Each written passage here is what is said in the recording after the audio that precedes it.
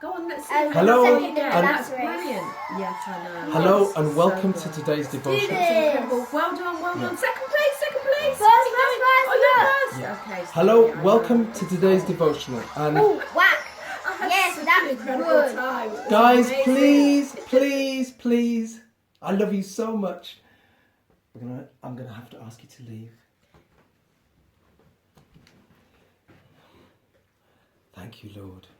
At last, peace and quiet. Welcome to today's devotional. And actually, that's a pretty good thought for today. Peace. Now, thinking of the biblical Christmas story, the three main central characters, Mary, Joseph, and Jesus. When this story actually began, peace, well, there wasn't very much of it about. The land that Mary, Joseph, and Jesus were in was occupied by the Romans. So there was unrest there.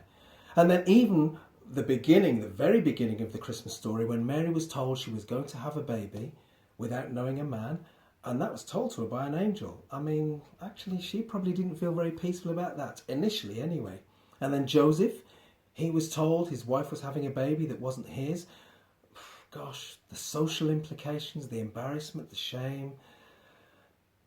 Not much peace there either.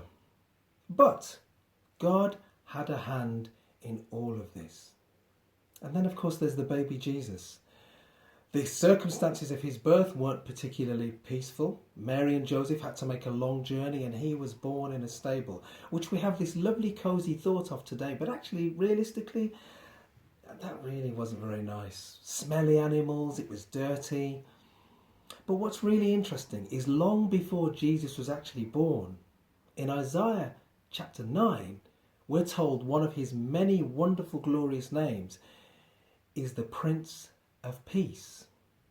Now, God, through the angels and through lots of other ways, was able to reassure Mary and Joseph that he was with them, and that this story, though extraordinary and most unusual, was all part of his plan.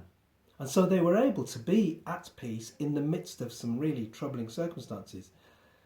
And so, as we've done all of this week, let's fast forward to today and see what lessons we can take from then and apply to now. And of course, the time that we're in now, you turn on the news, there really isn't very much peace at all. But my trusty Bible tells me that, as always, God has an answer. Now, for the sake of restoring peace in my household, I'm going to invite my beautiful daughter to come and read this. And this verse is in John chapter 14, verse 27. John chapter 14, verse 27, which says, Peace I leave with you, my peace I give unto you. Not as the world giveth, give I unto you.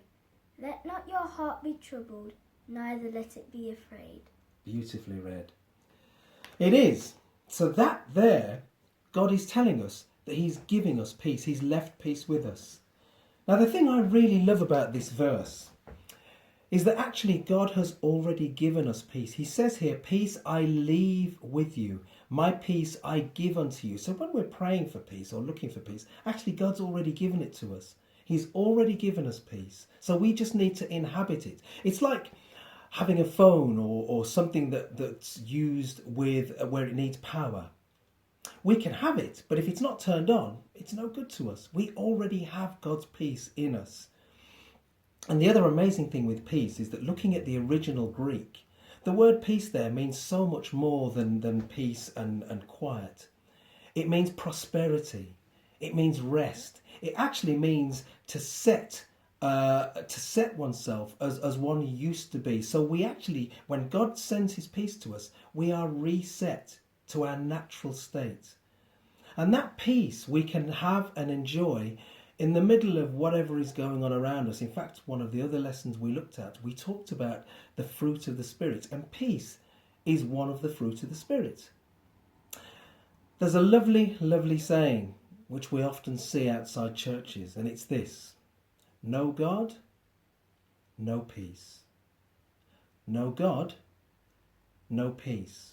Now that will make sense if you see it written, because it goes like this: N-O God, N-O peace. K-N-O-W, God. K-N-O-W, peace. No God, no peace. If we know God, then we will know peace. So I just really want to encourage you in the run-up to Christmas, at Christmas and beyond Christmas. Peace be with you. If you don't know Jesus, then because he is the Prince of Peace, if you get to know him, you will enjoy his peace, the peace that the world doesn't give. There are so many things that we turn to in the world and ultimately they don't satisfy. But if we know God, K-N-O God, and Jesus, the peace he gives us passes all of that. Regardless of what's going on, we still have his peace inside us. Let not your hearts be troubled, neither let it be afraid. What do you think of that? Really good. Yeah, it is really good.